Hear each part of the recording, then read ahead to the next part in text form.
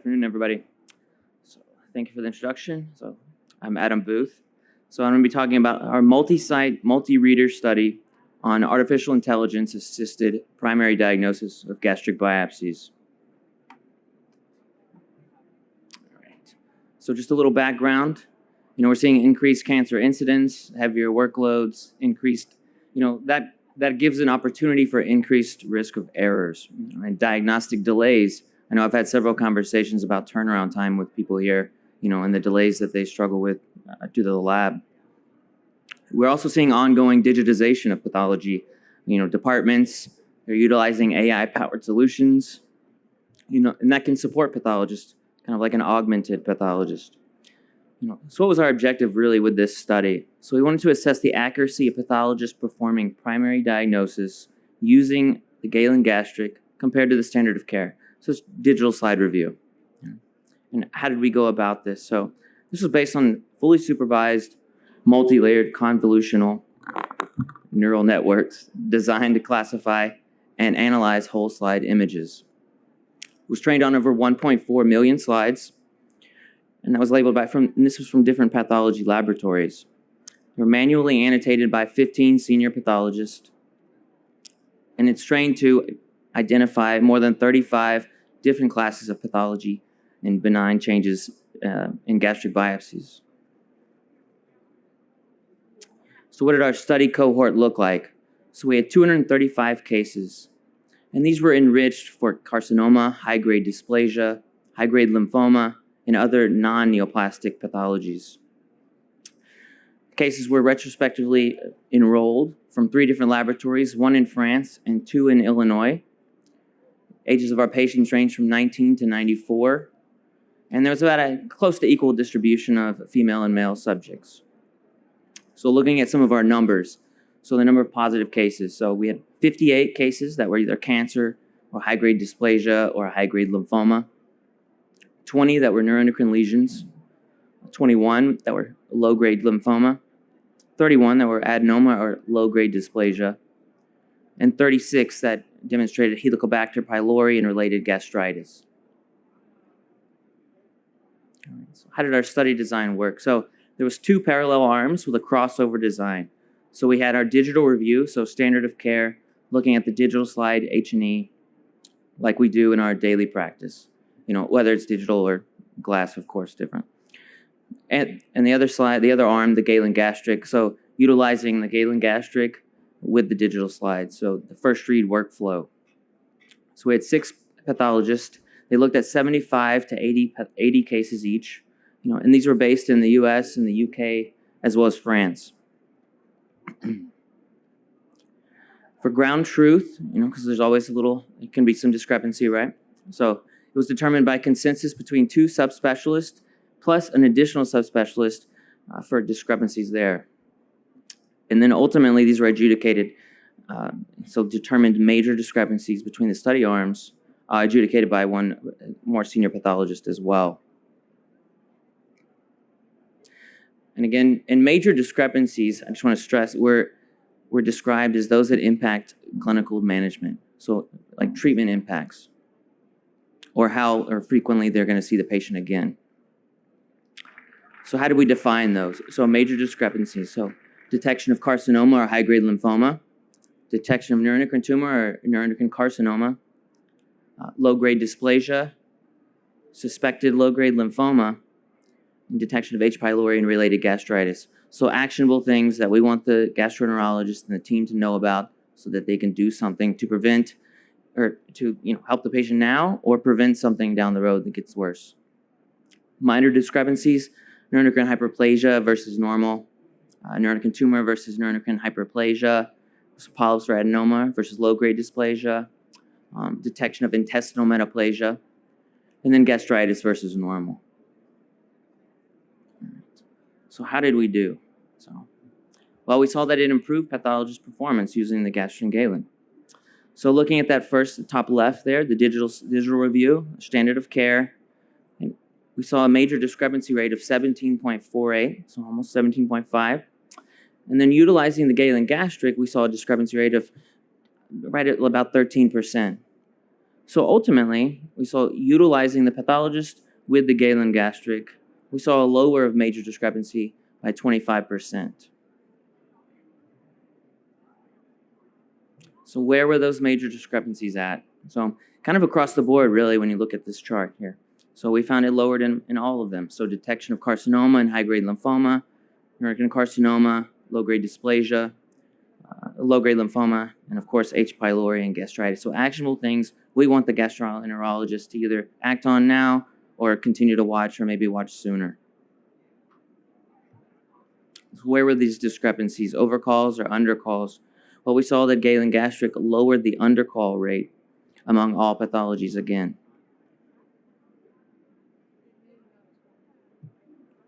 How does this really combine to demonstrate the accuracy of pathologists in cancer detection? Well, we see an increase in our sensitivity, specificity, as well as positive predictive value and negative predictive value. So you can see in the chart here on the left, specificity slightly increased, and our sensitivity, really increased quite a bit there.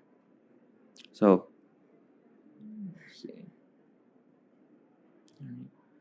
How does it perform with cancer detection? So how do we see our ROC here? So you can see an AUC here of 0.984, and so this is the Galen gastric itself functioning. So a sensitivity of 96.67% and a specificity of 90.86. So that specificity not quite as much with the pathologist combined, right? This is an example of one of those cancer cases here on the right. You can see that heat map like we've seen in the other presentations, highlighting this focus on the bottom right here. All right. Let's look at an example. So unfortunately, this is a case that was missed originally by the pathologist on standard review, but identified by Galen gastric. So this was a case of senior ring cell carcinoma, and there's just a small focus there on the bottom left, and that's what you're seeing here on the bottom right. All right, so we performed this study, and I wanted to submit some other slides of myself to see how it worked on slides from different laboratories that I had, some of my cases, and really evaluate those. So I submitted those. I had them run the Galen gastric on it, and so I've got some examples here I want to show you kind of how it would work, function in real time, real life. Different H&E stains from different laboratories, similar to what we had in our study, where the algorithm was applied to slides that were pale stained, deeply stained, different quality slides. So a lot of variability there, right? So let's look at a few cases I've had. So another gastric biopsy here. So we see an area there, it looks pretty busy, like pretty blue in the top. So applying one of our heat maps. So this is our H. pylori gastritis heat map. Let's take another higher power look now. Again, here's our H&E. Again, very busy, typical picture of what we might expect to see for H. pylori gastritis. And then looking at it with the heat map on there, you can see it nicely highlights that. Focal areas that are moderately suspicious, and then a little red in there too, right, for H. pylori gastritis. So just to confirm, here's our stain, and we can see it nicely highlighted by H. pylori. So it picked up very easily all this kind of distributed H. pylori gastritis pattern that we commonly see in our GI biopsies daily, right? Here's another case. So again, refragmented. We see a couple of really dark pieces of gastric tissue here, kind of on the bottom left there, and then maybe pretty busy with maybe a follicle or something on the top right up there. Let's apply our algorithm here. So this is the high-grade carcinoma, high-grade lymphoma algorithm. And so we see on the bottom left that piece that looked busiest, probably had some crush artifact or something like that in there too. But let's take a higher power look at that area it's highlighting. Okay. So sure enough, a lot of crush artifact, but we see some really ugly pleomorphic cells there. I don't think it's coming through quite well for everybody, but so this was a high-grade lymphoma. So just thinking about that other focus that we saw of lymphocytes, looked a little more bland. So let's apply the low-grade lymphoma and see how that looks. So you can see it's highlighting that focus rather than the high-grade area that we saw previously. Take another look at that piece. You see pretty brand, kind of monomorphic lymphocytes, so not high-grade lymphoma right there. All right, let's look at another pathology case. So another gastric biopsy, maybe some more cautery artifact, little crush artifact, not uncommon to see, right? So we see maybe some nested cells there in the center, kind of expanding this lamina propria. Let's apply our neuroendocrine heat map. And so you can see very nicely highlights, very high likelihood of neuroendocrine tumor. So sure enough, yes, a neuroendocrine tumor. So go to another case, gastric polyp I received. So even at low power here, it looks like dysplastic polyp, right? So looking at it with our low-grade dysplasia heat map, the adenoma heat map, you see very nicely highlights all those areas that we're suspicious of on the H&E alone. And so let's think, is there anything worse there, high-grade carcinoma? So here's the high-grade or carcinoma, high-grade lymphoma heat map. And so there's an area there that we do see is highlighted, little red, bringing your attention to that really wasn't as apparent at a lower power. So let's take a closer look at that. So this is that same image, a little higher power. You can see those red areas. And so now I'm going to remove the heat map, and so you can see. So there are areas there. Nicely shows some intramucosal carcinoma in this large polyp, but pretty subtle on low power.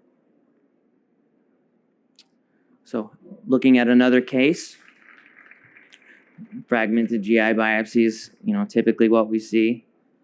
Let's apply our map. There's a high-grade lymphoma carcinoma heat map here. So we got several fragments. Again, we always get these biopsies that are like that. So you hope you get one that has some good, something diagnostic on it, right?